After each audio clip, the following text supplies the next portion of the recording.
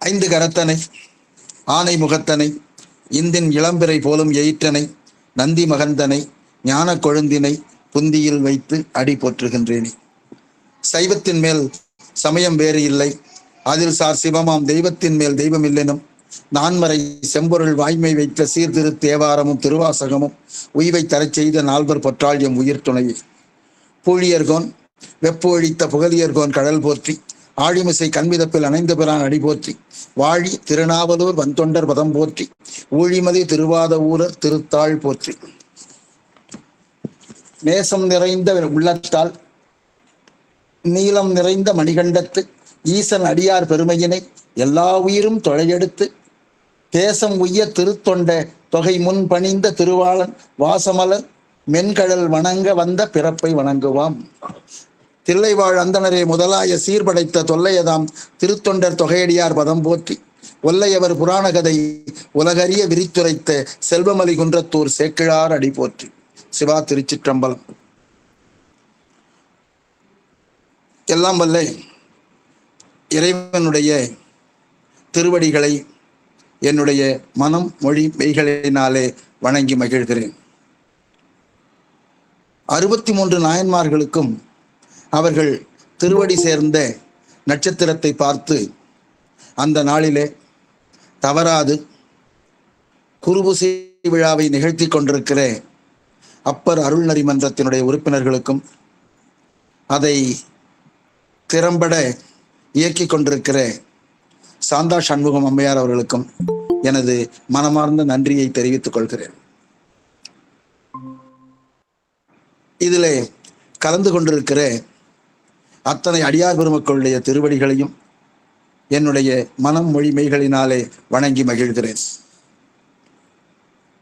இன்று திருக்குறிப்பு தொண்ட நாயனாரை பற்றி சிந்திப்பதற்கு திருவருள் கொட்டியுள்ளது.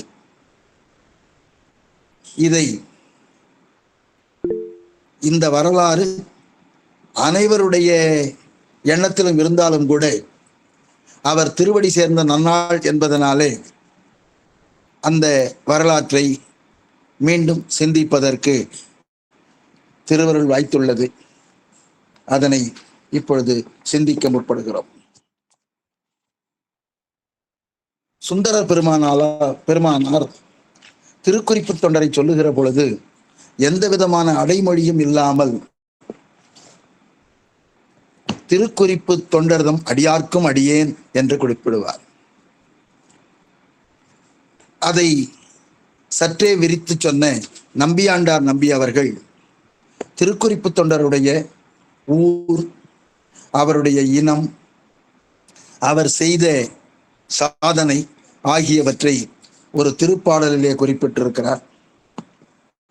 அந்த பாடல் மண்டும் புனர்ச்சடையான் தமர் தூசெற்றி வாட்டும் வகை விண்டு மழைமுகில் வீடாது ஒழியன் யான் ஒழியின் யான் வீவன் என்னா முண்டம் படர் பாறை முட்டும் எழிலார் திருக்குறிப்பு தொண்டன் குலங்கச்சி ஏகாலியர் தங்கள் தொல்குலமே என்று சொல்லியார்.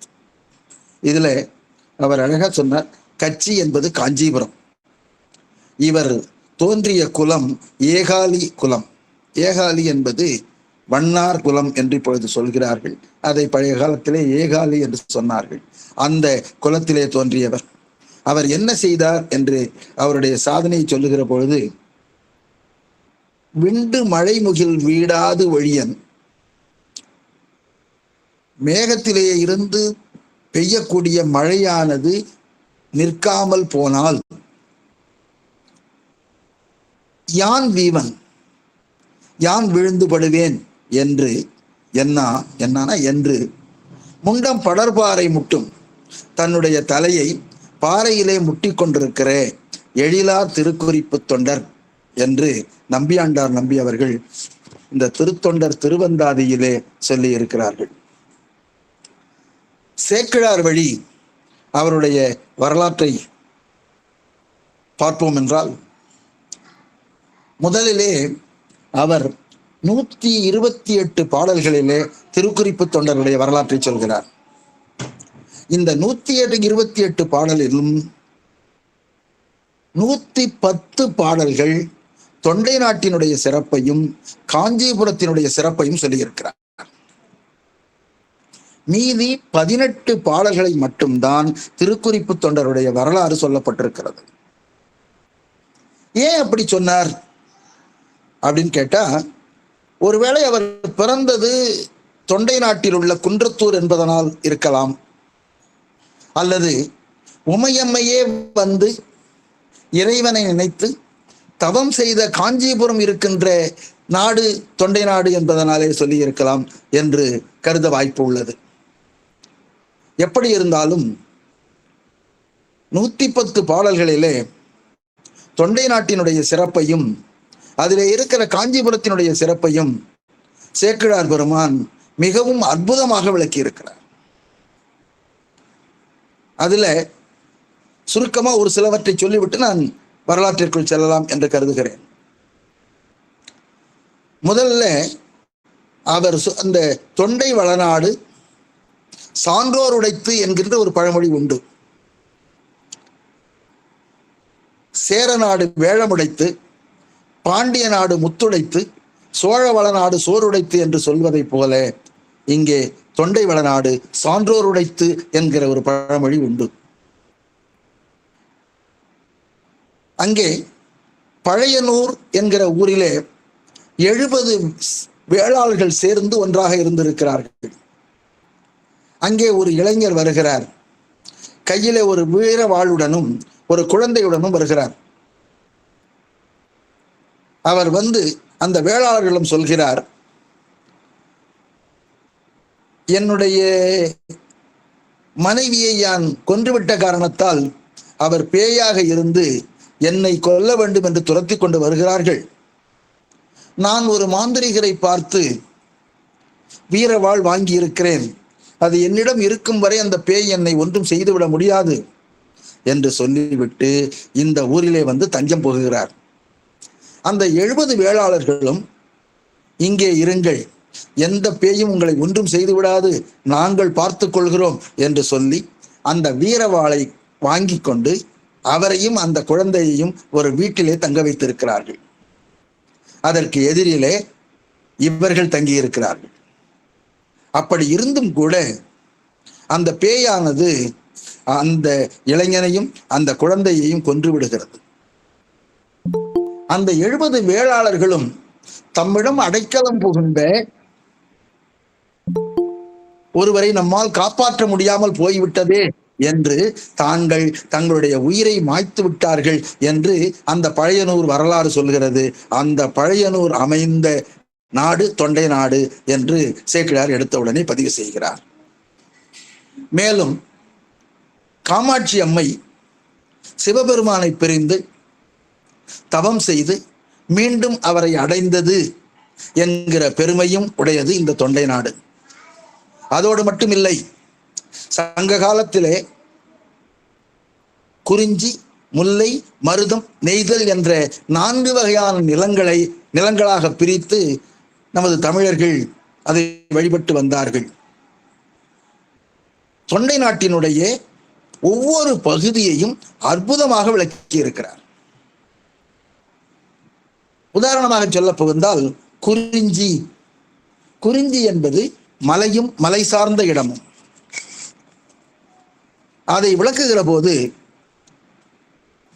அதிலே தொண்டை நாட்டிலே இருக்கிற ஒரு மலை காளத்தி மலை. நமக்கு தெரியும், குடுமித்தேவர், பொன்முகலி ஆறு, கண்ணப்ப நாயனார் குடுமித்தேவரை 6 நாளிலே அடைந்து இறைவன் திருவடியை அடைந்தார் என்று பார்த்திருக்கிறோம். அப்படிப்பட்ட திருக்காளத்தி மலை அமைந்துள்ள நாடு தொண்டை நாடு. இன்னொரு ஊர் சொல்கிறார், இன்னொரு தலம், அது திரு இடைச்சுரம். இந்த திரு இடைச்சுரம் என்பது மிகச் சிறிய மலைதான். இதை இப்பொழுது திருவடி சூலம் என்று சொல்கிறார்கள். ஆக 2 மலை குறிப்பிட்டிருக்கிறார். 3ஆவதா ஒரு மலை சொன்னார், அது திருக்கழுகுன்றம். இந்த திருவிடைச்சுரத்தில் இருக்கிற லிங்கம் மரகத லிங்கம் என்று சொல்கிறார். திருக்கழுக்குன்றத்தினுடைய சிறப்பு தெரியும். கழுகுகள் பிரசாதம் உண்டு விட்டு செல்வதாக சொல்வார்கள். 12 ஆண்டுகளுக்கு ஒரு முறை அந்த தீர்த்தத்திலே குளத்திலே ஒரு சங்கு உற்பத்தி ஆவதாக சொல்வார்கள். அந்த சங்கை சேகரித்து வைத்திருக்கிறார்கள். மேலும் நமது மாணிக்கவாசக பெருமானுக்கு தன்னுடைய திருக்காட்சியை காட்டியிருக்கிறார். அவரே சொல்லுவார், காட்டினாய் கழுக்குன்றிலே. ஆக திருக்கழுக்குன்றம் மாணிக்கவாசகருக்கு திருக்காட்சி அளித்த ஒரு தலம் என்று இந்த 3 தலத்தையும் குறிஞ்சி என்கிற திணையிலே சொல்கிறார். அதே போல முல்லை என்பது காடும் காடு சார்ந்த இடமும். இந்த பகுதியிலே சொல்லுகிற தலங்கள் திருமுல்லை வாயில். அந்த தல வரலாற்றிலே யானையானது திடீரென்று தயங்கி நிற்க அதனுடைய கால்களை முல்லை கொடி சூழ்ந்திருந்ததாம். மன்னர் அந்த இடத்தை முல்லை கொடியை வெட்டச் சொல்லும் பொழுது அங்கே லிங்கம் வெளிப்பட்டது. அந்த சிவலிங்கம் இவர் வெட்டியதனாலே அந்த வெட்டுக்காயங்களுடன் வெளிப்பட்டது. அங்கே ஒரு கோயில் எழுப்பி அந்த கோயில்தான் திருமுல்லை வாயில் என்கிற கோயில். அதை வட திருமுல்லை வாயில் என்று சொல்லுவார்கள். ஏனென்றால் இங்கே ஒரு தென் திருமுல்லை வாயில் என்று ஒரு தலம் இருக்கிறது. மேலும் திருவூரல் என்கிற ஒரு தலத்தை பற்றி சேக்கிழார் விளக்குகிறார். அதற்கு இப்பொழுது தக்கோலம் என்று சொல்கிறார்கள். அங்கே ஒரு நந்தி வாயில் ஊறுகின்ற நீரானது வலம் மீண்டும் மற்றொரு நந்தியினுடைய வாயுக்குள்ளே செல்வதாக சொல்கிறார்கள். இது திருவூரல். அதே போல மருதம் என்றால் வயலும் வயல் சார்ந்த இடம். இங்கே பாலாறு ஓடுகிறதை தவிர மணல் தான் அங்கே இருக்கிறது. அந்த மணலிலே சிறிது தோண்டினால்தான் நீர் வரும். இத சேக்கிழார் பெருமான் சொல்றாரு. எவ்வாறு ஒரு தாயினுடைய மார்பகத்திலே தன்னுடைய குழந்தை தடவ அதிலிருந்து பால் சுரக்கிறதோ அதே போல அந்த மணலை சிறிது தோண்டினால் பாலாறிலே நீர் ஊறுகிறது. அப்படிப்பட்ட நீரை கொண்டு அங்கே இருக்கிற விவசாயம் செய்பவர்கள் விவசாயம் செய்கிறார்கள் என்று ஒரு பாடலே சொல்கிறார். ஒரு இலக்கிய நயத்தோடு சேக்கிழார் சொல்லி இருக்கிறார்னு பார்த்தா இந்த எல்லா விதமான நிலங்களையும் அதனுடைய உருப்பொருள் கருப்பொருள் ஆகியவற்றை மிக அற்புதமாக விளக்கி இருக்கிறார். அதுக்காக தான் இதை ஒரு கோடிட்டு காட்டுவதற்காக இதெல்லாம் சொல்றேன். காலம் கிடைப்பவர்கள் முழுவதுமாக படித்து பாருங்கள். நான் நேரடியாக அந்த வரலாற்றுக்குள் செல்கிறேன். இன்னும் ஒன்று சொல்லிட்டு, பாலாறு அங்க நீர் கிடையாதுன்னு சொல்லியிருக்கேன். அதே போல திருவல்லம் என்கிற ஒரு இடம், இது ராணிப்பேட்டைக்கு அருகில் உள்ளது. அங்கே ஒரு பகுதி. அதே போல திருமார்பேறு, அங்குதான் திருமாலுக்கு சக்கரம் இறைவன் கொடுத்ததாக சொல்கிறார்கள். அது திருமார்பேறுங்கிற இடம். திருப்பாசூர், இது திருத்தணிக்கு போகும் வழியில இருக்கிறது. சென்னையில திருத்தணிக்கு போகும்போது திருப்பாசூர் என்கிற ஒரு ஊர். அந்த தலமும் மருத நிலத்திலே இருக்கக்கூடிய தலம். இங்கே இருக்கிற அம்மைக்கு தம் காதலி என்று பெயர் என்று சிறப்பாக சொல்கிறார்கள். அதே போல நெய்தல்னா கடலும் கடல் சார்ந்த இடம். அதுலேயும் 3 ஊர்களை 3 தலங்களை குறிப்பிடுகிறார் சேக்கிழார் பெருமான். ஒன்று மயிலாப்பூர், மற்றொன்று திருவொற்றியூர், மற்றொன்று திருவான்மியூர். மயிலாப்பூர் தெரியும், திருஞான சம்பந்த பெருமான் பூம்பாவையை எழுப்பிய தலம். அதே போல திருவொற்றியூர், அங்கேதான் நமது சுந்தரர் சங்கிலியாரை மனம் புரிந்த தலம். அதோடு மட்டுமல்லாமல் அப்பொழுது வாழ்ந்த மன்னன் எல்லா கோயில்களுக்கும் செலவு அதிகமாகிறது என்று கருதி பாதியாக குறைக்க வேண்டும் என்று ஒரு ஓலை அனுப்பினானாம். ஆனால் திருவொற்றியூருக்கு வந்த ஒரு ஓலையில் மட்டும் திருவொற்றியூர் கோவில் தவிர என்று மேலே ஒரு வரிப்பிளவு போட்டு எழுதப்பட்டிருந்ததாம். ஆனால் உண்மையில் எழுதியவர் அதை எழுதவில்லை, பெருமானே எழுதி அனுப்பியிருக்கிறார் என்று அங்கே உள்ள தலவரலாறு சொல்கிறார்கள். அதனாலே அங்கே இருக்கிற பெருமானுக்கு எழுத்தறியும் பெருமான் என்று சொல்கிறார்கள். அதே போல திருவான்மியூர். எனவே திருவான்மியூர், திரு ஒற்றியூர், மயிலாப்பூர் ஆகிய 3 ஊர்களும் நெய்தல் நிலத்திற்குரிய முக்கியமான திருத்தலங்களாக சேக்கிழார் பெருமான் குறிப்பிடுவார். அதோடு மட்டுமில்லை, 2 நிலங்களுக்கும் இடையே உள்ள பகுதியில் என்ன இருக்கிறது என்று குறிப்பிடுகிறார். அங்கே இருக்கிற மக்கள் எவ்வாறு வாழ்ந்திருக்கிறார்கள் என்று குறிப்பிடுகிறார். அதனாலதான் கிட்டத்தட்ட 110 பாடல்கள் சொல்லி இருக்கிறார்னு சொல்றோம். ஆக இந்த தொண்டை நாட்டினுடைய சிறப்பினை, அதிலே இருக்கிற 4 வகையான நிலங்களினுடைய சிறப்பினை, அங்கே வாழக்கூடிய மக்களினுடைய செயல்பாடுகளை அற்புதமாக சேக்கிழார் பெருமான் குறிப்பிட்டிருக்கிறார். அதுல சொல்றார், ஆய நானிலத்து அமைதியின் தத்தமக்கு அடுத்த மேய செய்தொழில் வேறுபல் குலங்களின் விளங்கி. அங்கே வெவ்வேறு தொழில்களை செய்பவர்கள் வெவ்வேறு குலங்களாக இருந்து சிறப்புற்று விளங்குகிறார்கள். சொன்னார், தீய என்பன கனவிலும் நினைவிலா சிந்தை.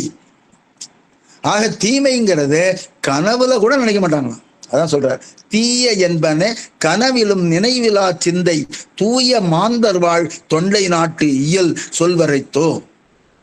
அந்த தொண்டை நாட்டினுடைய சிறப்பை என்னால் சொல்ல முடியுமா? அவங்க தீமைங்கிறத கனவுல கூட நினைக்க மாட்டாங்களாம். ஆக பிறருக்கு தீங்கு நினைக்காதவர்கள் வாழக்கூடிய அந்த தொண்டை நாட்டிலே காஞ்சிபுரம் என்கிற சீர்மிகுந்த ஒரு பதி இருக்கிறது. அந்த காஞ்சிபுரத்தை அப்பர் பெருமான் சொல்லுகிற பொழுது கலையிலா காஞ்சி என்று சொல்லுவார். பழைய காலத்திலே அங்கே பல்கலைக்கழகம் இருந்ததாக சொல்கிறார்கள்.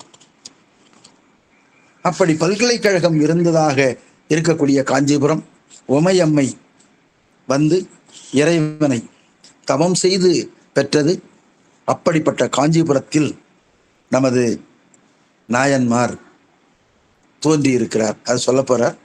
முதல் பாடல், அவ்வகைய திருநகரம் அதன் கண் ஒரு மருங்கு உறைவார். இவ்வுலகில் பிறப்பினால் ஏகாலி குலத்துள்ளார். செவ்விய அன்புடை மனத்தார் சீலத்தின் நெறி நின்றார். மைவிரவு கண்டரடி வழித்தொண்டர் உளரானார். அவ்வகைய திருநகரம், அத்தகைய சிறப்பு உடைய திருநகரம்னா இங்க காஞ்சிபுரத்தை குறிக்கிறது திருநகரம். அப்ப அவ்வகைய திருநகரம்ங்கிறது 101 பாடல்லையும் உள்ள சாரம். அத்தகைய சிறப்புடைய இந்த காஞ்சிபுரத்தில் அதன் கண் ஒரு மருங்கு உறைவார், அதன் ஒரு பக்கத்திலே வாழ்ந்து கொண்டிருப்பவர். இவ்வுலகில், இந்த உலகத்தில பிறப்பினால் ஏகாலி குலத்துள்ளார். ஏகாலி என்கிற வண்ணார் குலத்திலே தோன்றியவர். பிறப்பினால் ஏகாலி குலத்துள்ளார் அப்படின்னா அவர் பிறப்பால தான் ஏகாலி குலமே தவிர, உண்மையில் பார்த்தீங்கன்னா அவர்கள் அன்பினால், அவர்கள் செயல்பாட்டினால், அவர்களுடைய வாழ்க்கை முறையினால் அவர் உயர்ந்த குலத்துக்கு உள்ளவர். அதனாலதான் சொன்னார், பிறப்பினால் ஏகாலி குலத்துள்ளார். அடுத்த வரியிலே சொல்றார், செவ்விய அன்புடை மனத்தார். அவரு அன்பே மனமாக இருக்கிறார். செவ்விய அன்பு, சிறந்த அன்பை மனத்திலே கொண்டவர். சீலத்தின் நெறி நின்றார். ஒழுக்க நெறியிலே பலரும் போற்றும்படியாக வாழ்ந்து கொண்டிருப்பவர். இவர் எப்படிப்பட்டவர்? மைவிரவு கண்டர் அடி வழித்தொண்டர் உளரானார். கண்டத்திலே விடத்தை அருந்தி கண்டத்திலே மை நீலகண்டமாக இருக்கக்கூடிய சிவபெருமானுடைய வழித்தொண்டராக இருப்பவர் ஆனார். அப்ப இவர் ஏகாலி குலத்து உள்ளார். பிறப்பினால் மட்டும்தான் அன்புடைய சிந்தையுடையவர். சீலத்தின் நெறி நின்றவர், ஒழுக்க நெறியில இருப்பவர். திருநீலகண்டம் பெற்றிருக்கக்கூடிய சிவபெருமானினுடைய அடியவராக இருக்கிறார். அடுத்து, மண்ணின் மிசை வந்ததற்பின் மனமுதலாய் என மூன்றும் அண்ணலார் சேவடியின் சார்பாக அணைவிப்பார். புண்ணிய மெய்த்தொண்டர் திருக்குறிப்பு அறிந்து போற்று நிலை திண்மையினால் திருக்குறிப்பு தொண்டர் எனும் சிறப்பினார். இந்த பாடல்ல அவருக்கு திருக்குறிப்பு தொண்டர்னு பெயர் வந்ததுன்னு எவ்வாறுன்னு சொல்றார். அவருடைய இயற்பெயர் தெரியவில்லை. அவர் பிறக்கும் போது அப்பா அம்மா என்ன பெயர் வைத்தார்கள் என்று தெரியவில்லை.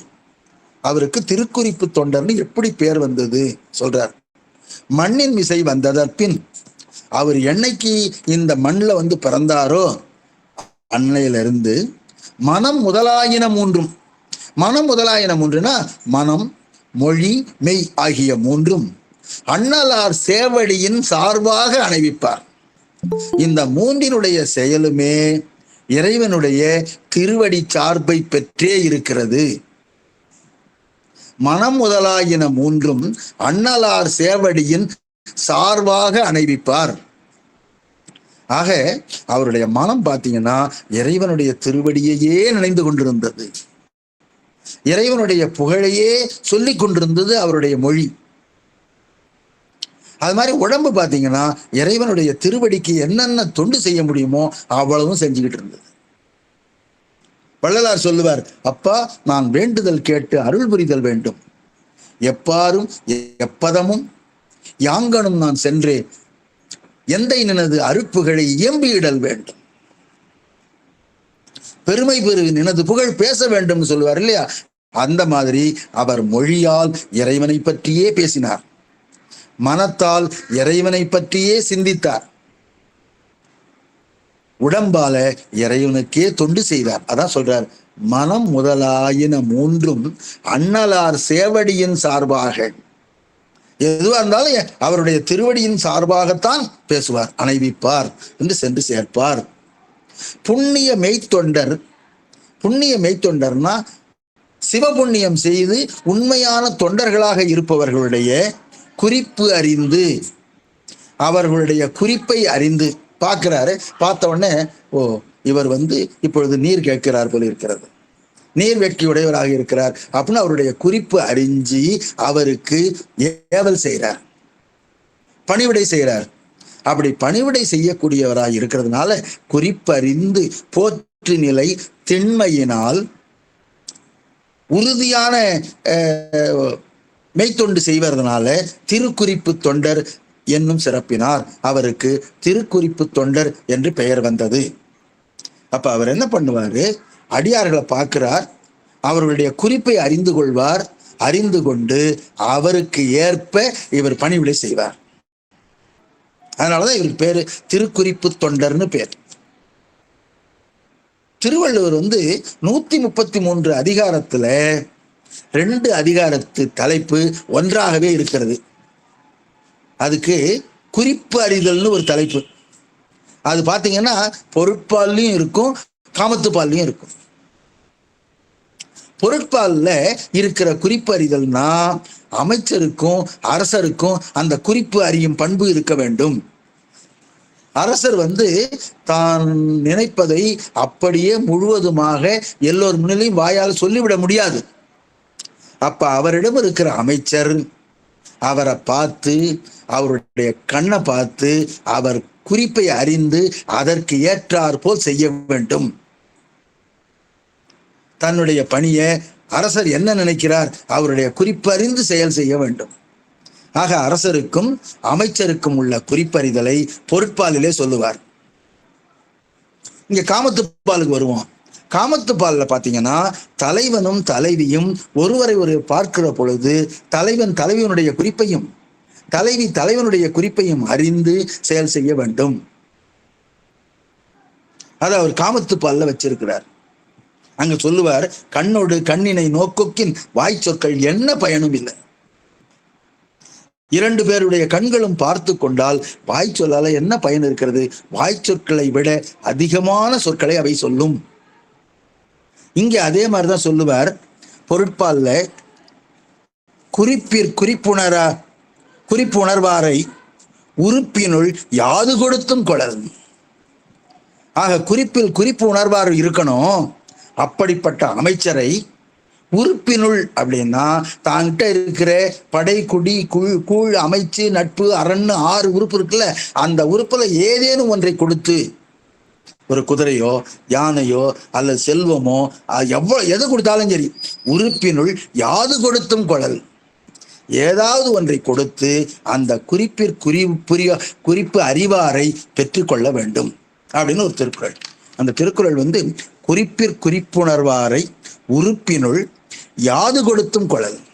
எப்படியாவது அப்படிப்பட்ட அமைச்சரை விடாது வைத்துக் கொள்ளுங்கள். எதற்கு இதை சொல்றேன்னா, அங்க எப்படி அமைச்சருக்கும் அரசனுக்கும், இங்க எப்படி தலைவனுக்கும் தலைவிக்கும் குறிப்புணர்கிற தன்மை இருக்கிறதோ, அதே போல நமது திருக்குறிப்பு தொண்டருக்கு, இந்த நாயன்மாருக்கு அடியார்களுடைய குறிப்பை அறிந்து அவருக்கு பணிவிடை செய்யும் பண்பு இவருக்கு இருந்தது. அதனாலதான் இவருக்கு திருக்குறிப்பு தொண்டர் என்ற பெயர் வந்தது. அதுதான் இதுல சொல்லி இருக்கிறார். அடுத்த பாடம். தேர் ஒலிக்க, மா ஒலிக்க, திசை ஒலிக்கும் புகழ் காஞ்சி ஊர் ஒலிக்கும் பெருவண்ணார் என ஒன்னா உண்மையினார், நீர் ஒலிக்க அரா இறைக்க நிலாமுகிழ்க்கும் திருமுடியார் பேரொலிக்க உருகும் அவர்க்கு ஒலிப்பர் பெருவிருப்பினோடும். தேர் ஒலிக்க, அந்த தெருக்கள்ல தேர் ஓடிக்கொண்டிருக்கிறது. தேர் ஓடிக்கொண்டிருக்கும் போது அதில் கட்டியிருக்கிற மணி ஒலிக்கிறது. அப்ப தேர் ஓடும் போது ஏற்படக்கூடிய ஒலி. மா ஒலிக்க, மானா குதிரை, குதிரை ஓடும் பொழுது அந்த குளம்பு சத்தம், அதை ஓட்டுபவர்களுடைய ஒலி, இதெல்லாம் ஒலிக்க திசை ஒலிக்கும். இது எல்லா திசைகளிலும் ஒலிக்கிறது. அப்படிப்பட்ட புகழுடைய காஞ்சி. தேர் ஒலிக்க, மா ஒலிக்க, திசை ஒலிக்கும் புகழ் காஞ்சி, ஊர் ஒலிக்கும். ஊர் ஒலிக்கும், ஊர்னா காஞ்சிபுரம், காஞ்சியுடைய ஊர். ஒலிக்கும் அப்படின்னா துணி துவைக்கக்கூடிய, துணி துவைத்தல். ஒலி என்கிற வார்த்தைக்கு துவைத்தல் என்று ஒரு பொருள். அப்ப ஒலித்தல் என்றால் துவைத்து தரும் தொழிலை உடையவர். ஊர் ஒலிக்கும் பெருவண்ணார். அந்த காஞ்சிபுரத்துல ஊரிலே இருக்கக்கூடிய அத்தனை பேருடைய துணியையும் பெற்று அதை துவைத்து தரக்கூடிய வண்ணார் என ஒன்னா உண்மையினார் என்று சொல்ல முடியாத அளவிற்கு உண்மை உடையவர். அவர் சொல்றார், அவர் யாருக்கு துவைச்சு தருவார்? எல்லாத்தையும் துவைச்சு தருவார்னா துவைச்சு தருவார். இருந்தாலும் கூட சிறப்பாக நீர் ஒலிக்க, தலா சடைமுடி மேல இருக்கக்கூடிய கங்கை நீர் ஒலிக்கும். அரா இறைக்க, அரானா பாம்பு. பாம்பு புஸ் புஸ்ன்னு அது இறைச்சல் கொடுத்துக்கிட்டே இருக்கு. இது ரெண்டும் நிலா முகிழ்க்கும். இது ரெண்டும் நிலாவுக்கு எதிரியா இருந்தா கூட அந்த நிலா முளைக்க, அது அதுவும் மகிழ்ச்சியா இருக்கு. நிலா முகிழ்க்கும் திருமுடியார். அப்ப இறைவனுடைய திருமுடியில கங்கை நீர் இருக்கு, பாம்பு இருக்குது, நிலா இருக்குது. அது ரெண்டும் சத்தம் போட்டுக்கிட்டு இருக்கு. இந்த நிலா மகிழ்ச்சியாக உலவி கொண்டிருக்கிறது.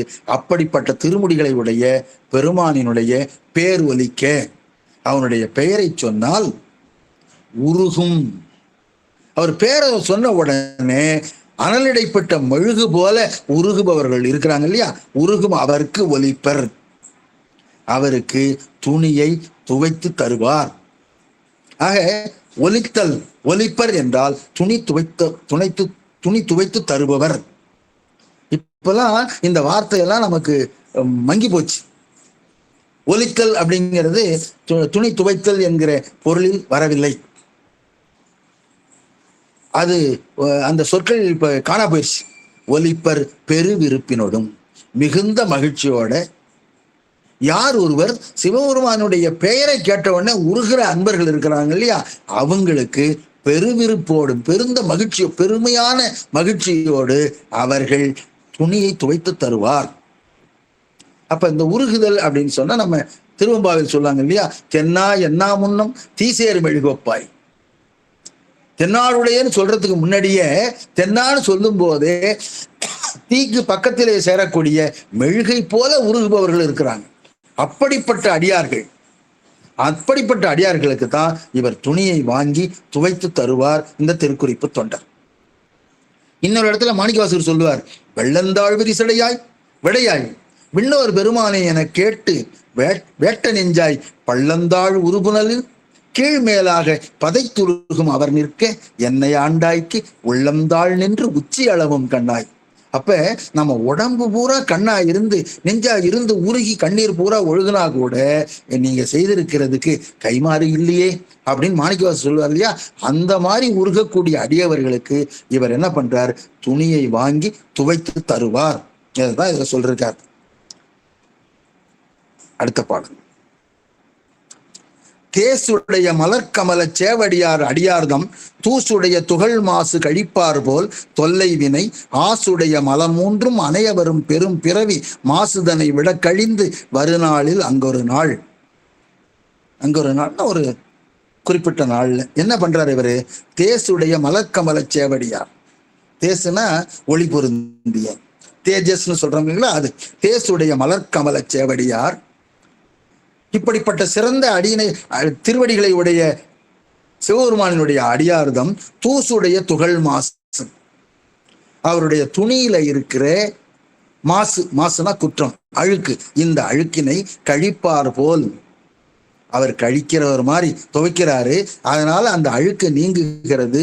அதை போல தொல்லை வினை, தொல்லை வினைனா பிறவிதோறும் நமக்கு தொடர்ந்து வரக்கூடிய வினை. ஆசுடைய மலம் மூன்றும், ஆசுடைய மலம் மூன்றும்னா குற்றமுடைய, மலம் மூன்றுனா ஆணவம் கண்மம் மாயை ஆகிய 3 மலங்களையும் அணைய வரும் பெரும் பிறவி, அதை கூடவே தொடர்ச்சியா வரக்கூடிய பிறவி, இந்த துன்பம் இருக்கு இல்லைங்களா, அதான் மாசுதனை விட கழிந்து. அப்ப என்ன பண்றாரு, அந்த அடியார்களுடைய துணியில இருக்கிற அழுக்கை வெளுப்பது போல வெளுத்து இவர் கூடவே என்ன பண்றார், தன்னை தொடர்ந்து வரக்கூடிய தொல்லை வினையால் மலம் 3 வழியாக பிறவியினை அறுத்து கொண்டிருக்கிறார். அங்க மாசு நீக்கிறார், இவர் தன்னுடைய பிறவிங்கிற மாசினை நீக்கிறார். அதான் சொல்றார், தேசுடைய மலர்கமல சேவடியார் அடியார்தம் தூசு உடைய துகள் மாசு கழிப்பார் போல் தொல்லை வினை ஆசுடைய மலமூன்றும் அணைய வரும் பெரும் பிறவி மாசுதனை விட கழிந்து வருநாளில் அங்கொரு நாள். இப்படி அவரு துணி துவைக்கிறார் நீங்க சாதாரணமா எண்ணி விடாதீர்கள். அடியார்களுக்கு செய்வதனால, அடியார்களுக்கு அவர்களுடைய குறிப்பை அறிந்து செய்வதனால அவர் தன்னுடைய தொல்லை வினையையும் மலம் 3 வரக்கூடிய பிறவி துன்பத்தையும் அவர் நீக்கி கொண்டிருக்கிறார். அப்படி செய்து கொண்டு வரக்கூடிய ஒரு நாளில் என்ன நடக்குது, பொன் இமைய பொறுப்பறையன் பயந்தருளும் பூங்கொடிதன் நன்னிலைமை அன்று அளக்க எழுந்தருளும் நம் பெருமான். நம்ம பெருமான் இருக்காரே, திரு ஏகம்பத்து உரை பெருமான் ஏகாம்பரேஸ்வரர், அவரு பொன் இமய பொறுப்பறையன், பொன்னிறமான இமயமலையனுடைய மன்னன் என்று சொல்லப்படக்கூடிய பர்வதராஜனுடைய மகள் பூங்கொடி, அவருடைய நிலையை இந்த உலகத்திற்கு அறிவிப்பதற்காக அன்று அளக்க எழுந்தருளும் நம் பெருமான் அளந்து உலகம் அனைத்திற்கும் அறிவிப்பதற்காக வந்திருக்கக்கூடிய பெருமான் என்ன செய்கிறார், தன்னுடைய அடியவர்தம் தனித்தொண்டர், தனித்தொண்டர்னா சிறப்பான ஒரு தொண்டர், தன்னுடைய அடியவர்தம், தனக்கு அடியார்கள் இருக்காங்க இல்லையா, அவர்களுடைய அடியார்களுடைய தம்முடைய அந்நிலைமை கண்டு இவர் செய்து வருகிறார் இல்லையா, இந்த திருத்தொண்டினுடைய நிலைமையை அறிந்து கொண்டு அன்பருக்கு அருள் புரிவான் வந்தணைந்தார். அந்த அன்பருக்கு அருள் புரிவதற்காக வந்து சேர்ந்தார். அவரு இந்த திருக்குறிப்பு தொண்டர் முன்னாடி வர்றார். எப்படி வர்றார், யார் அவர், அவர் எப்படி அந்த பர்வதராஜ குமாரத்தியான காமாட்சி அம்மை அவளுடைய சிறப்பினை இந்த உலகம் அறியும் பொருட்டு இந்த உலகிற்கு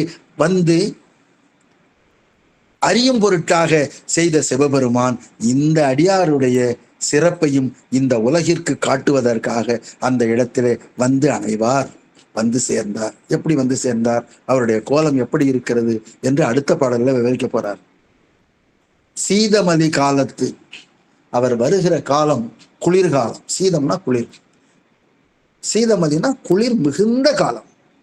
சீதமலி காலத்து திருக்குறிப்பு தொண்டர்பால் ஆதுலராய், ஆதுலர்னா ஏழையா, பார்த்தாலே அவங்களுடைய தோற்றத்திலே தெரியுது அவர்கள் பரம ஏழை, மிகுந்த ஏழையாய், மெலிந்து ரொம்ப இழைச்சி போய், மிக அழுக்கடைந்த கந்தையுடன், இருக்கிறதுலயே இதை விட அழுக்க ஆகவே முடியாது, அந்த அளவிற்கு அழுக்கு, தீயில போட்டா கூட எரியாதுன்னு சொல்லுவாங்க இல்லையா, அந்த மாதிரி அழுக்கடைந்த கந்தையுடன், அந்த மாதிரிப்பட்ட துணியோடு, துணியை இடுப்புல கட்டியிருக்கார். மாதவ வேடம் தாங்கி, ஆனா துணிதான் அப்படி அழுக்குடையதாக இருக்கிறதே தவிர, அவரை பார்த்தீங்கன்னு வச்சுங்களேன், மாதவம், மிகப்பெரிய தவம் வேடத்தை தாங்கி வந்திருக்கிறார். அப்ப திருநீர் அணிஞ்சிருக்கிறார், அதான் மாதவ வேடம். ருத்ராட்சம் அணிந்திருக்கிறார், சடைமுடி போட்டிருக்கிறார். அப்ப சடாமுடியோடும் திருநீற்று பூச்சோடும் ருத்ராட்சத்தோடும் அவர் தவ வேடம் தாங்கி. அப்ப சிவபெருமான் உங்களுக்கு தெரியும், செந்தீவண்ணன், செக்கச்செவேன்னு இருக்கிற மேனி, பவளம் போல் மேனியில் பால் வெந்நீரும் அப்பர். அப்படி பவளம் போல செக்கச்செவேன்னு இருக்கிற பெருமான், அதை நம்ம கற்பனை பண்ணி பார்த்தா எப்படி இருக்கும் பாருங்க. அவரு கண்ணங்கரேல்னு ஒரு துணியை கட்டியிருக்காரு, சிவவேடம் தாங்கி இருக்கிறார், தன்னுடைய கண்டத்தை மறைச்சிருக்கிறார், மாதவ வேடம் தாங்கி வர்றாராம். எப்படி வர்றாரு? மாலரியா மலரிடர்கள், மலர் அடிகள், திருமாலும் காண முடியாத மலர் போன்ற திருவடிகளை உடையவர், கோதடையா மனத்தவர் முன், சிறிதளவு குற்றம் கூட இல்லாத மனம் பெற்றிருக்கக்கூடிய திருக்குறிப்பு தொண்டர் முன்னாடி குறுநடைகள் கொலை, சின்ன சின்ன நடையா, குறுநடைன்னா தெரியும், கிட்ட கிட்ட வச்சிருக்கு, சின்ன குழந்தைகள் நடக்கும் இல்லையா, அது குறுநடை. அருகருகே வச்சு குறுநடையா நடந்து வராராம். குறுநடை கொலை குறுகி. அங்க திருமாலும் பார்க்க இயலாத திருவடிகள், மலர் திருவடிகள், அந்த மலர் திருவடிகளை பெருமான் அடியவருக்காக இறங்கி வந்து சின்ன சின்ன சின்ன அடியா நகர்த்திட்டு வராராம். அப்ப இந்த திருக்குறிப்பு தொண்டர் இதை பார்த்து நன்றாக ரசிக்கட்டும், திருவடிகளை வணங்கட்டும்னு சொல்லி ரொம்ப நேரமா நடந்தாராம், சின்ன சின்ன அடியா வச்சு நடந்தாராம். எப்படி ஒரு பாருங்க, மாலரியா மலரடிகள், கோதடையா மனத்தவர் முன், குறுநடைகள் கொலை கருதி, கொலை குறுகி அப்படின்னா சின்ன சின்ன நடையா வச்சு இவருக்கு அருகாமையில் வருகிறார். அந்த மலரடிகள் திருமாலும் காண முடியாத மலர்கள், ஆனா அவர் தொண்டர்களுக்காக கிட்ட தன்னுடைய கருணையை வெளிக்காட்டுவதற்காக குறுநடைகளாக நடந்து இவரை அணுகினார், கிட்ட வந்தார். அதான் குறுகி. இப்போ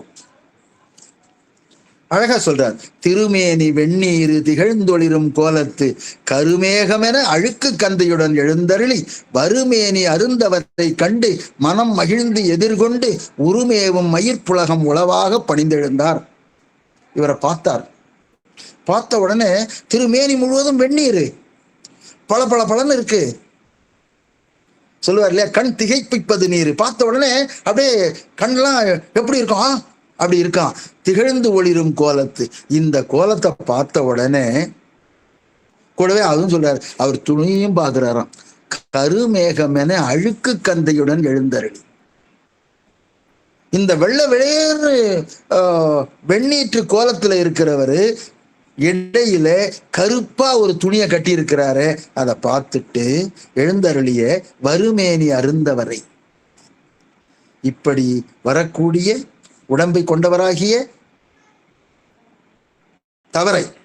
தவம் செய்தவரை கண்டு அவரை பார்த்து மனம் மகிழ்ந்து, ரொம்ப மகிழ்ச்சி ஆயிடுச்சு இவருக்கு. ஏன்னா இவர் எப்பொழுதுமே அடியவர்களுக்கு தான் அந்த துணியை துவைச்சு தருவார். அவர் கண்டு மனம் மகிழ்ந்து எல்லையில்லாத மகிழ்ச்சியை கொண்டாராம். எதிர்கொண்டு எதிர்த்த மாதிரி போறார். உருமேவும் மயிர்ப்புலவம் உளவாக, இந்த மயிர்கால்கள்லாம் குத்திட்டு நிற்கின்றன. அப்படியே அவருக்கு என்ன சொல்றதுன்னே புரியல. அந்த மாதிரி இருந்து பணிந்து எழுந்தார். அவருடைய திருவடிகளிலே விழுந்து வணங்கினார். அடுத்தது அப்படி விழுந்து வணங்கினார் இல்லையா, உடனே இப்ப பாக்குறார், எய்தும் அவர் குறிப்பறிந்தே அவரை பார்த்து அவருடைய, ஏன்னா இவர் தான் திருக்குறிப்பு தொண்டராயிடுச்சு, அவர் பார்த்த உடனே என்ன இவர் நம்மகிட்ட வந்திருக்கிறார், என்ன எதுக்காக வந்திருப்பார் அப்படின்னு அந்த குறிப்பை அறிந்து இன்மொழிகள் பலமொழிந்து இனிய மொழிகளை அவருடைய செவி குளிருமாறு சொன்னாராம். இன்மொழிகள் பலமொழிந்து, இன்மொழிகள்னா இனிமையான மொழிகளை சொல்றது. உங்களை பார்த்தாவே சிவபெருமான பார்க்குற மாதிரி இருக்குங்க, நான் என்ன தவம் செய்தேன், இந்த இடத்துக்கு நீங்க வந்திருக்கீங்களே அப்படின்னு இனிய சொற்களை சொன்னார்.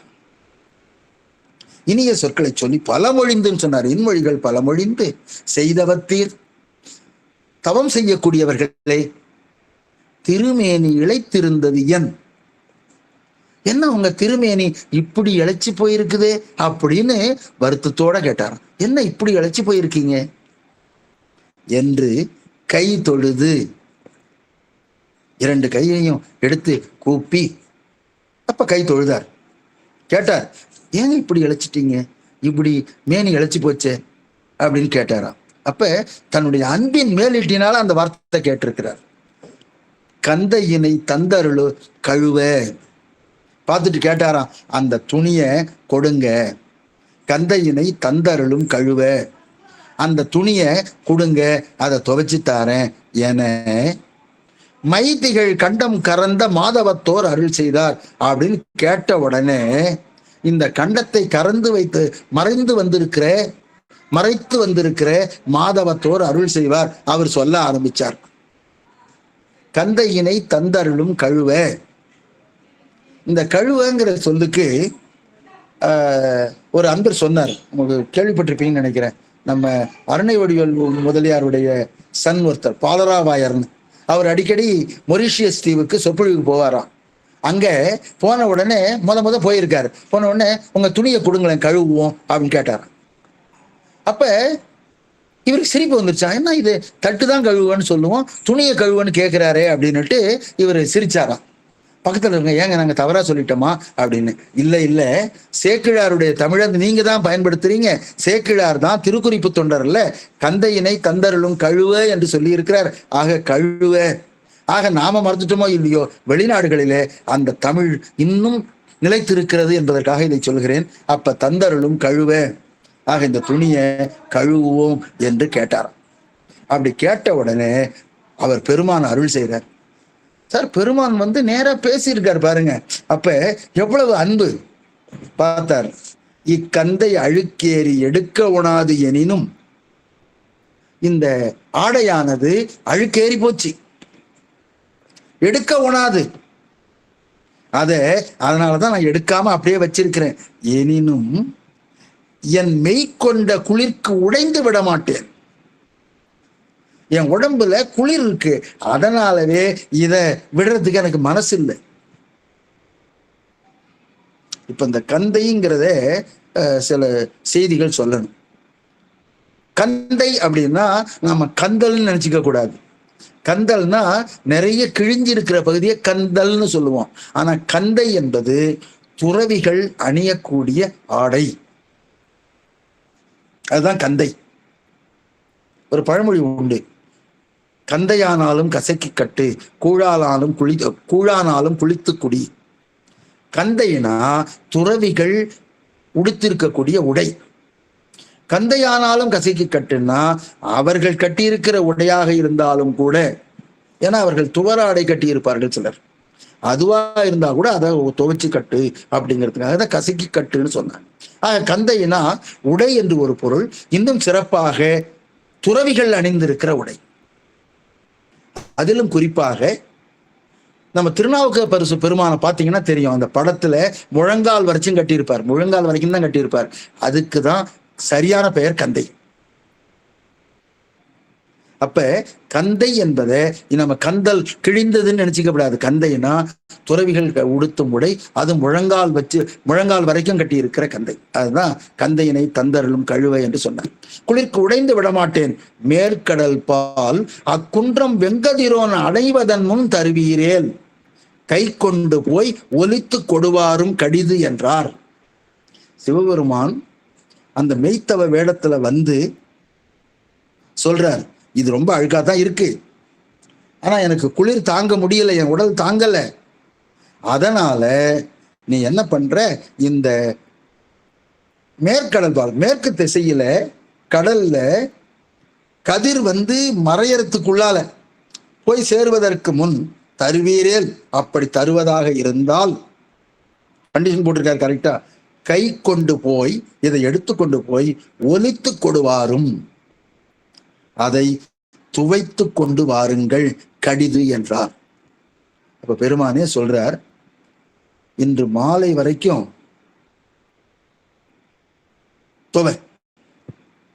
துவைச்சி கொண்டு வந்து கொடுங்க.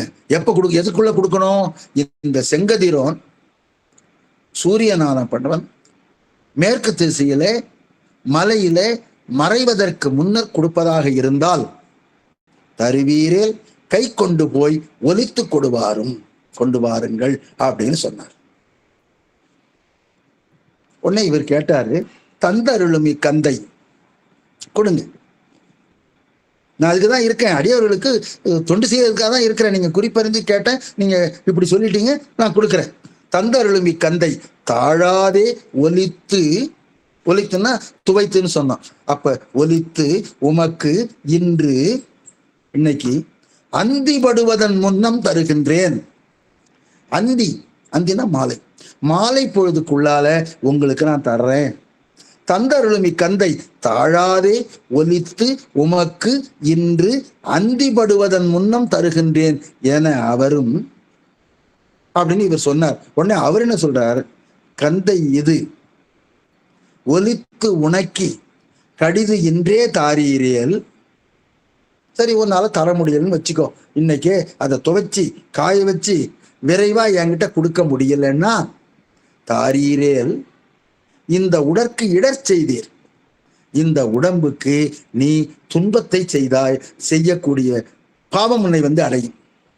இந்த உடற்கு, ஏன்னா நான் வயசானவன், குளிர் தாங்காது, மாலை பொழுது வரைக்கும் இந்த வெயில்ல ஓட்டிக்கலாம், ஆனா பிறகு குளிர் வந்துடும், அப்ப இந்த உடல் தாங்காது போய்விடும். எனவே இந்த உடற்கு இடர் செய்தீர். இடர்னா துன்பம். இந்த உடலுக்கு நீங்கள் துன்பம் செய்தவராக ஆவீர்கள். அப்ப சாயந்தரம் கொடுக்குறேன்னு சொல்லியிருக்க, உன்னால கொடுக்க முடியலன்னு ஆயிடுச்சுன்னா இந்த உடம்புக்கு நீ துன்பம் செய்தவராக ஆவாய், அந்த பாவம் உன்னை சாரும் என்று கொடுத்து ஏகினார். அப்படி கொடுத்து அவர் என்ன பண்ணாரு, போய்விட்டார். அடுத்தது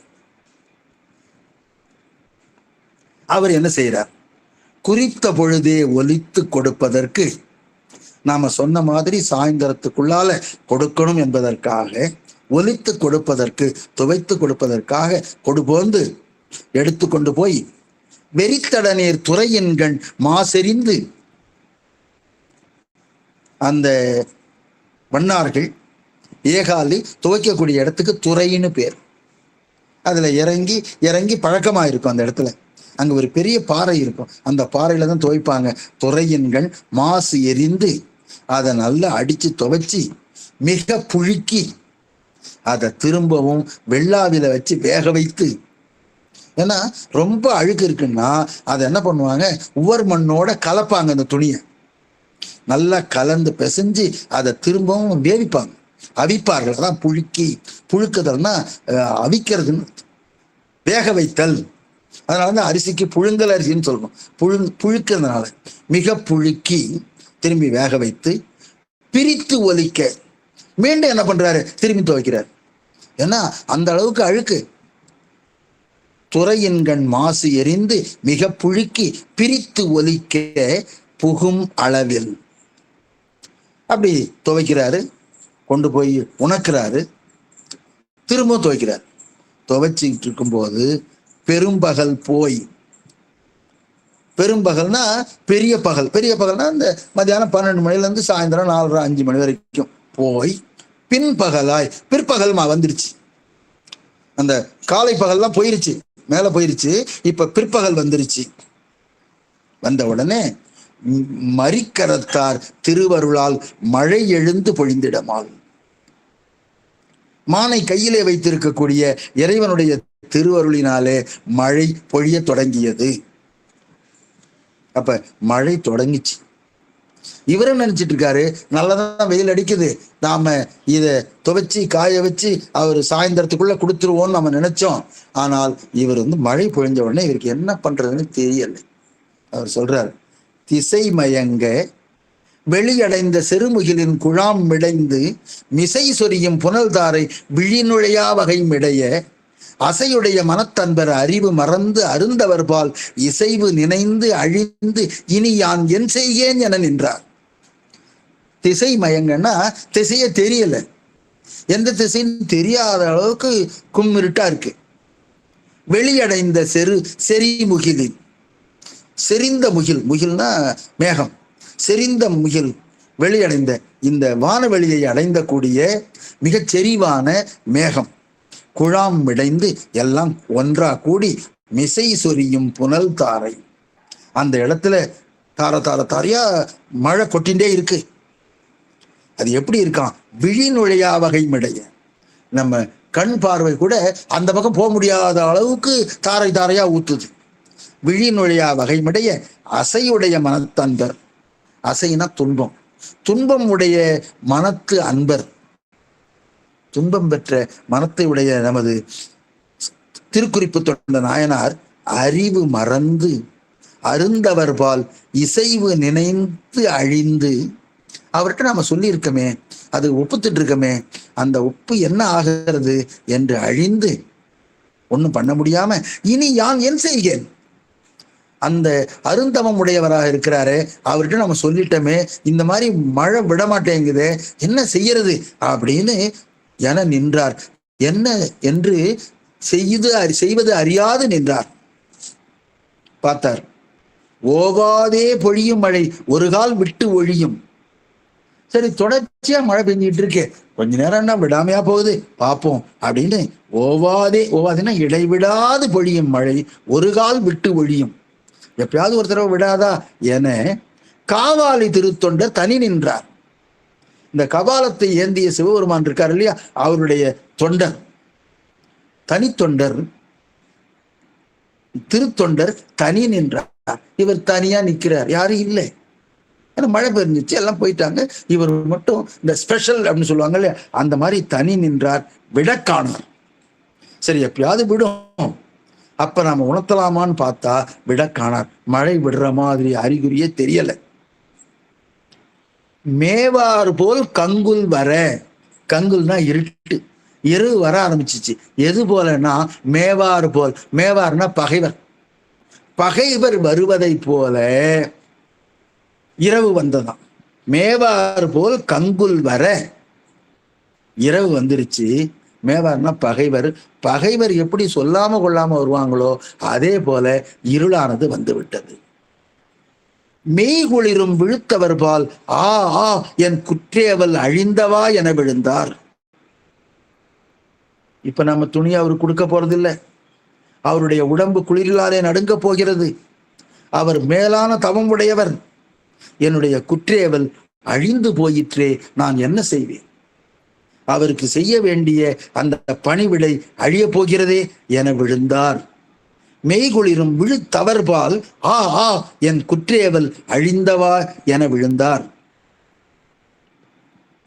அடுத்த பாடல் சொல்றார், விழுந்த மழை ஒழியாது மெய்த்தவர் சொல்லிய எல்லை கழிந்தது, முன்பு ஒலித்து மனை காற்றேற்க அறிந்திலேன், செழுந்தவர்தம் திருமேனி குளிர்காணும் தீங்கிழைத்த தொழும்பனேற்கு இனி இதுவே செயல் என்று துணிந்து எழுவார்.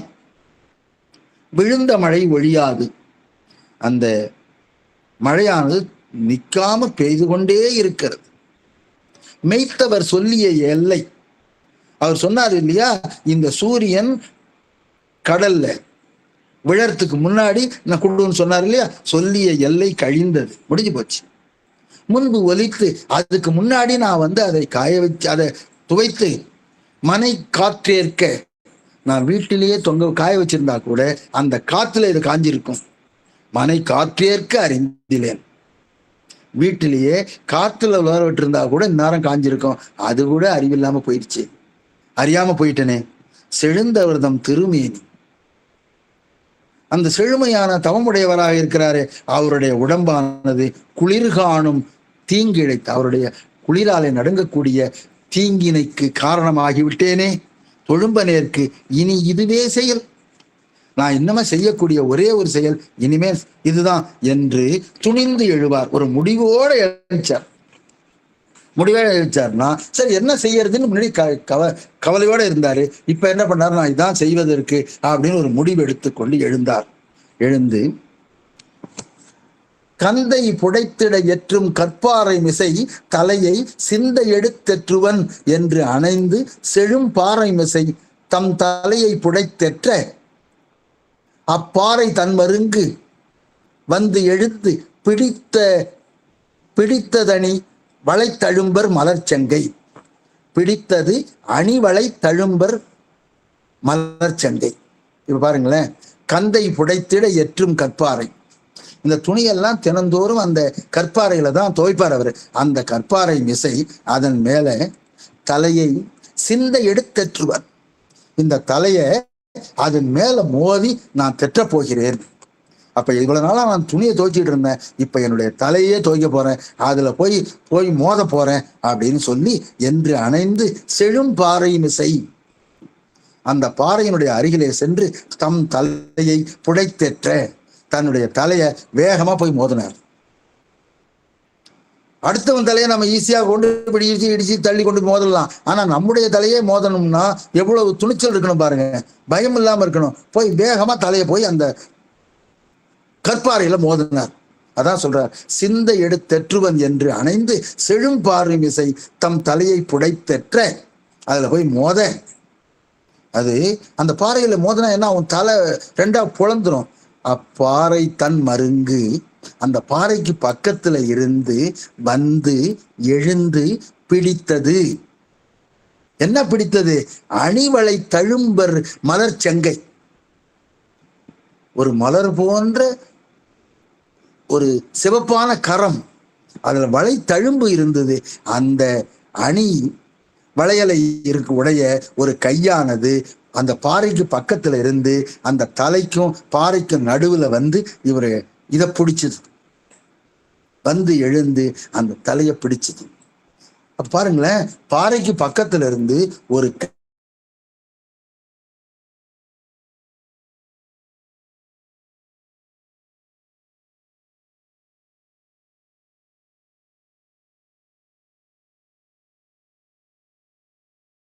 மலர் போன்ற மிருதுவான கையா இருந்தது. பெரிய புராணத்துல 3 இடங்கள்ல இறைவனுடைய கை வரும். ஒண்ணு நமக்கு தெரியும், கண்ணப்ப நாயனார். அதுல ஒரு கண்ணை அப்பிட்டார் முன்னாடியே. 2வது கண்ணுக்கு இடம் தெரியாதுங்கிறதுக்காக தன்னுடைய காலை அத கண்ணின் மேல வைத்து இன்னொரு கண்ணை பெயர்க்க போகிறார் அம்பினால. அப்படின்ன உடனே அங்கிருந்து ஒரு கை தோன்றி நில்லு கண்ணப்ப என்று 3 முறை சொல்லிச்சான். ஏன்னா விரைவு கருதி நில்லு கண்ணப்பன் 3 முறை சொன்னா அவர் நிறுத்திடுவாரு அப்படிங்கிறதுக்காக ஒரு கை தோன்றியது அப்படின்னு சொல்லுவார். அந்த கை அந்த அம்பை பிடித்தது. ஏன்னா அவர் தோண்டிட்டா என்ன பண்றது அப்படிங்கிறதால பிடிச்சது அப்படின்னு ஒரு இடம். இன்னொரு இடம் அறிவாட்டாய நாயனார் வரலாற்றுல இவர் என்ன பண்றாரு, சென்னல் அரிசி, அதே போல மாவடு, அதே போல இன்னொன்னு சொல்றேன் கீரை, இந்த 3ம் அந்த நிலத்தினுடைய வெடிப்புல விழுந்து போச்சு. விழுந்த உடனே உள்ள இருந்து ஒரு கை வருது. கை வந்ததும் உடனே நான் சாப்பிட்றேன் இருன்னு ஒரு கை வந்தது.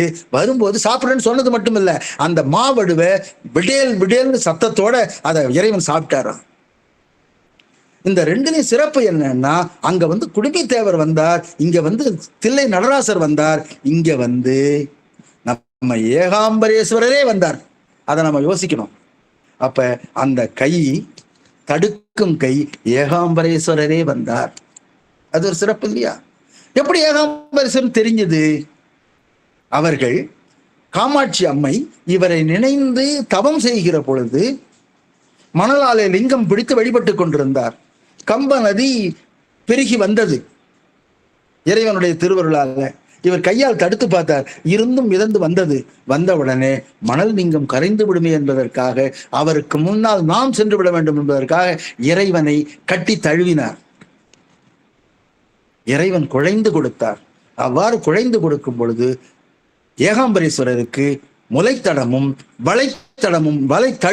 முளைத்தழும்பும் ஏற்பட்டது உடம்புல.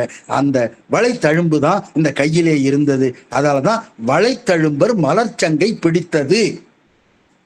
அப்ப ஏகாம்பரேஸ்வரரே வந்து இவருடைய கையை பிடித்துக் கொண்டார்.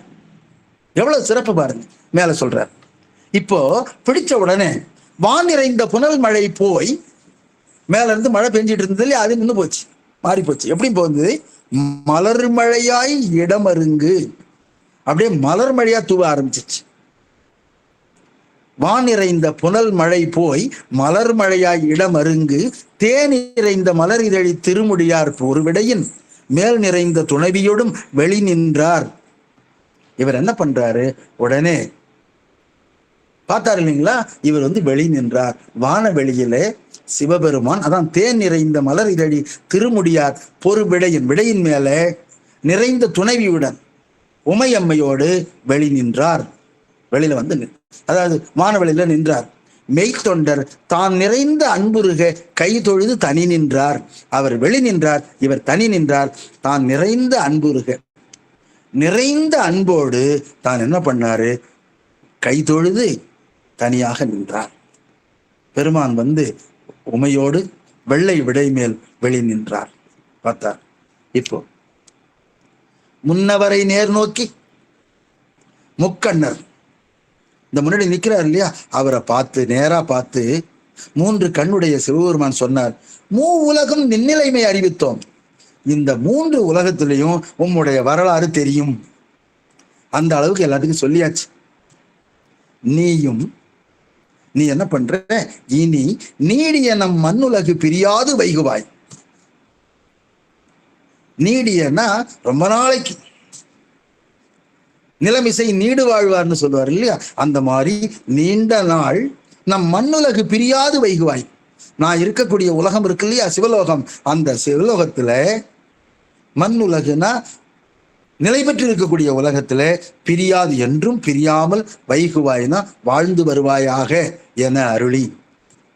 ஆக சேக்கிழார் என்ன பண்ணுவார்? ஒவ்வொருத்தருக்கும் என்ன அருள் செய்தார்னு சொல்லுவார். அதுலதான் இவ்வளவு விளக்கமா சொல்லியிருக்கார்.